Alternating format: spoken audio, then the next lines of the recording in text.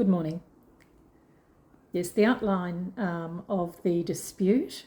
We did lease a property at 438 Henry Drive, Graceville, to a Mary Louise Smith. Her tenancy has recently concluded. Upon her vacating the property, I went and undertook the final inspection.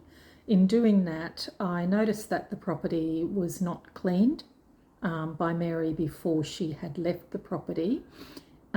In particular, the kitchen, the main bathroom and the laundry were in a very unclean state. Even taking into account reasonable wear and tear, I feel that the property at the end of the tenancy is in significantly worse condition than it was when the tenancy commenced. I also noted there was quite an amount of rubbish left in the backyard, which now has to be removed.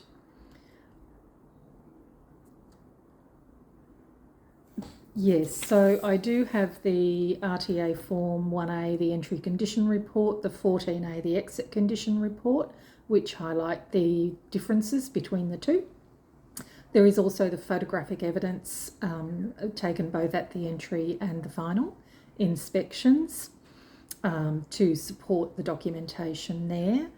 I do have quotes for the bond clean and the rubbish removal. I've received quotes of $500 for the bond clean and $400 for the rubbish removal. We do have the tenancy agreement, the Form 18A, and copies of the correspondence with the tenant that relate to the dispute. Yes, we have provided that to the tenant.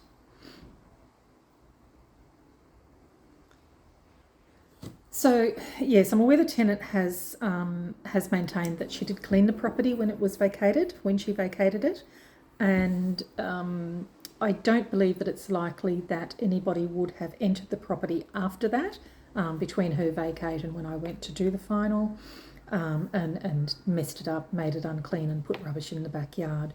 Our keys are secured in a locked cabinet. And they haven't been signed out at all. They've been in the office the whole time. I don't know whether the tenant has passed keys to anybody else, so whether somebody that she knows may have gone back, I can't be sure, but I just feel that that's a very unlikely scenario. So to try and resolve the dispute with the tenant, we did have many conversations with her, provided her with the entry and exit reports and the photographs. Ms. Smith has maintained throughout those conversations that the house was left in a clean state and that there was no rubbish in the backyard. As a result of that, we weren't able to come to a satisfactory resolution, and hence we're now with the RTA conciliation process.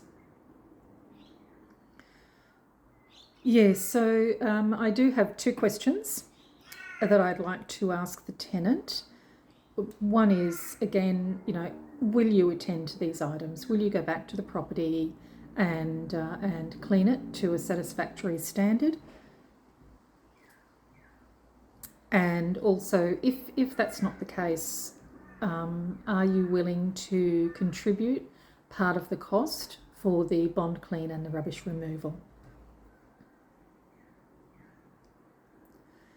The outcome that the landlord is looking for is to have his property cleaned to a satisfactory standard and to have the rubbish removed from the backyard so that the property can be relet as soon as possible.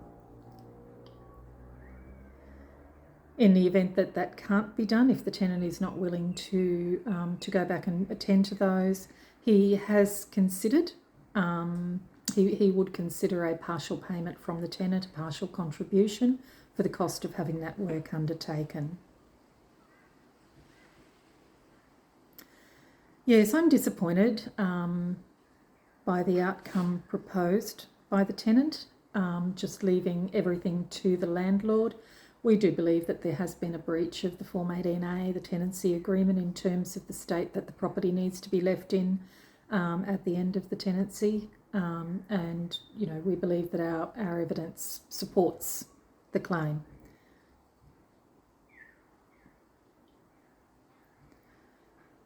So how I'd like the dispute to be resolved. Ideally, we would prefer not to escalate this to QCAT. We would like to get this resolved today by, the tenant's made it very clear that she is refusing to accept responsibility and refusing to attend to any of the issues that we've identified.